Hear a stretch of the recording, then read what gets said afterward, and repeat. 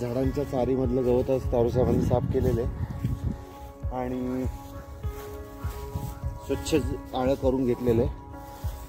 त्याच्याबरोबर आज इथली माती काढून आपण जे 30-32 खड्डे केलेले आहेत त्या खड्ड्यांमध्ये आपण इथली माती चारीमधली काढून ते खड्डे भरून घेतोय. आता पुढं आपल्याकडे सध्या हत्यारं पहार वगैरे इथनं चोरले गेल्यामुळे आपलं काम बंद पडलेले. ज्यावेळेस ते आणलं जाईल आपलं त्यावेळेस काम चालू होईल कंपाऊंड करून झाड लावायचे. तरी आम्ही काम थांबवलेलं नाहीये. आम्ही एक वड आज लावला, परवा दिवशी मी एक वड लावलं होतं. असे करून आम्ही वड लावत चाललोय. डॉक्टर दिलं वडांपैकी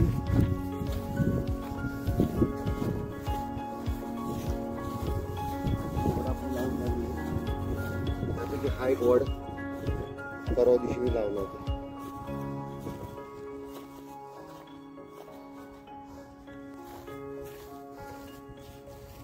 आणि त्याच्या आधी हे झाड होतं इथं.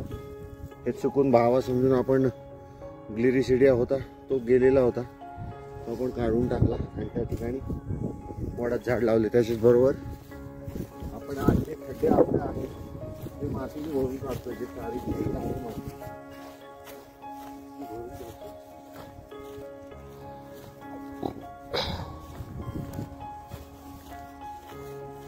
हा रस्ता जवळ आहे जायच्याचा, त्याच्या जवळ खड्डा होता.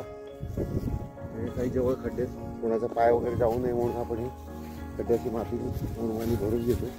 जेव्हा झाडं लावायची त्यावेळेस बघू आपण त्यासाठी आपण भरून घेतो. पुढे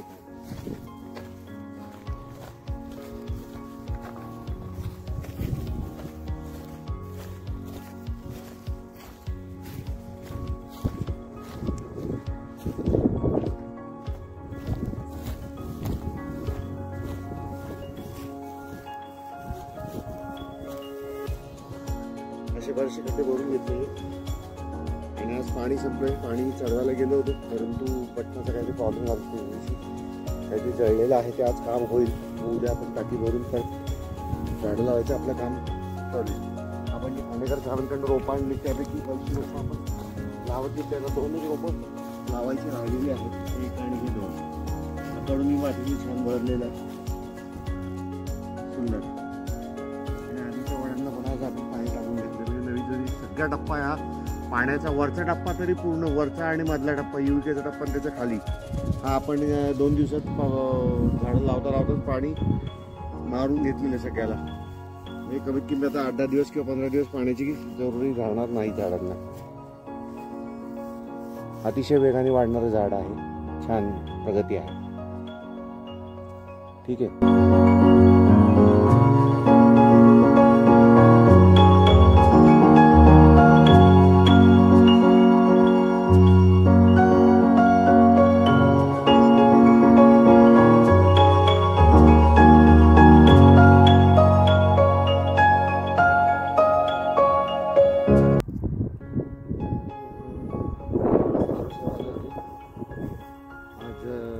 एक झाड डॉक्टर खांडेकर साहेबांनी दिलेल्यापैकी एक वडाचं झाड परवा दिवशी मी एक लावलं होतं, आज एक लावलेलं. हे लावताना आपण काय केलेलं की आधीची कडुलिंबाची रोपं छोटी छोटी लावली होती, त्यांनी काही जीव धरला नाही. त्यामुळे त्या ठिकाणी आपण वडाचं झाड लावून घेतले आणि आयत्या कंपाऊंडमध्ये लावून घेतलेले फक्त आता. आणि शेजारी शोष खड्डा केलेला आहे. पुढं मागं जर जमलं ती चारी आपण खोल करून घेऊ. म्हणजे पाणी मुरण्यासाठी ते शोष खड्डा शेजारीच केलेला आहे आणि व्यवस्थित आळा वगैरे करून त्याला ठेवून दिलेलं आहे. वर अजून वडाचं झाड लावलेलं आहे आणि